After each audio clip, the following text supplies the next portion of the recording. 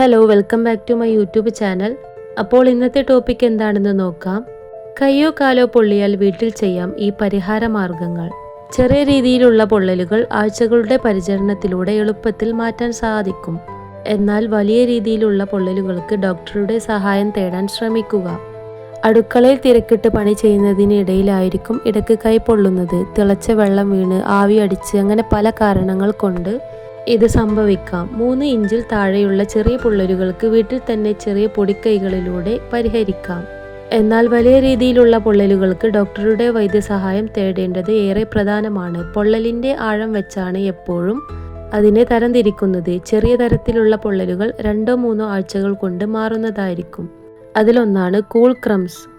കയ്യോ കാലോ പൊള്ളുന്നത് ഭയങ്കരമായ വേദനയ്ക്കും അതുപോലെ നീര് വെക്കാനും കാരണമാകാറുണ്ട്. ഇത് മാറ്റാൻ ചെറിയ തണുപ്പുള്ള വെള്ളത്തിൽ മുക്കിയ തുണി പൊള്ളിയതിന്റെ മുകളിൽ ഇടുന്നത് ഗുണം ചെയ്യും. 5 മുതൽ 10 മിനിറ്റിന്റെ ഇടവേളകളിൽ ഇങ്ങനെ ചെയ്യുന്നതാണ് ഏറെ നല്ലത്. അമിതമായി തണുത്ത വെള്ളം ഉപയോഗിക്കാതിരിക്കാൻ പ്രത്യേകം ശ്രദ്ധിക്കണം. കാരണം ഇത് മുറിവിന് കൂടുതൽ ചൊറിച്ചിലുണ്ടാക്കാൻ കാരണമാകും. അടുത്തതായി കറ്റാർ വാഴ. വീട്ടിലെ പറമ്പിലും തോട്ടത്തിലുമൊക്കെ വളരെ സുലഭമായി കണ്ടുവരുന്നതാണ് കറ്റാർ വാഴ. ഇതിൻ്റെ ആൻറ്റി ഇൻഫ്ലമേറ്ററി, ആൻറ്റി ഫംഗൽ ഗുണങ്ങൾ പൊള്ളലുണ്ടായാൽ അത് മാറ്റാൻ ഏറെ സഹായിക്കും. ചെറിയ തരത്തിലുള്ള പൊള്ളലുകൾ മാറ്റാൻ ഏറെ നല്ലതാണ് കറ്റാർ വാഴയെന്ന് പല പഠനങ്ങളും തെളിയിച്ചിട്ടുണ്ട്. ബാക്ടീരിയ ഉണ്ടാകുന്നത് തടയാൻ ഇത് ഏറെ സഹായിക്കും. ചെടിയിൽ നിന്ന് പറിച്ചെടുത്ത ഒരു കറ്റാർ വാഴയുടെ ജെല്ല് മുറിവുള്ള ഭാഗത്ത് ഇടുക. കടയിൽ നിന്ന് വാങ്ങിയതാണെങ്കിൽ അത് കറ്റാർ വാഴയുടെ ജെല്ലാണെന്ന് കൂടുതലായിട്ടുള്ളതെന്ന് ഉറപ്പുവരുത്തുക.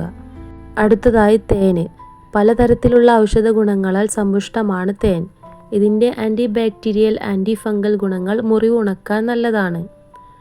പണ്ട് കാലം മുതലേ ആളുകൾ തേൻ പലതരത്തിൽ ഉപയോഗിക്കാറുണ്ട്. pH ബാലൻസ് നിലനിർത്തി ബാക്ടീരിയ ഉണ്ടാകുന്നത് തടയാൻ തേൻ വളരെയധികം സഹായിക്കും. ഇതിലെ ആൻറ്റി ഓക്സിഡന്റ് ഘടകങ്ങൾ മുറിവ് വേഗത്തിൽ ഉണക്കാൻ സഹായിക്കുന്നു.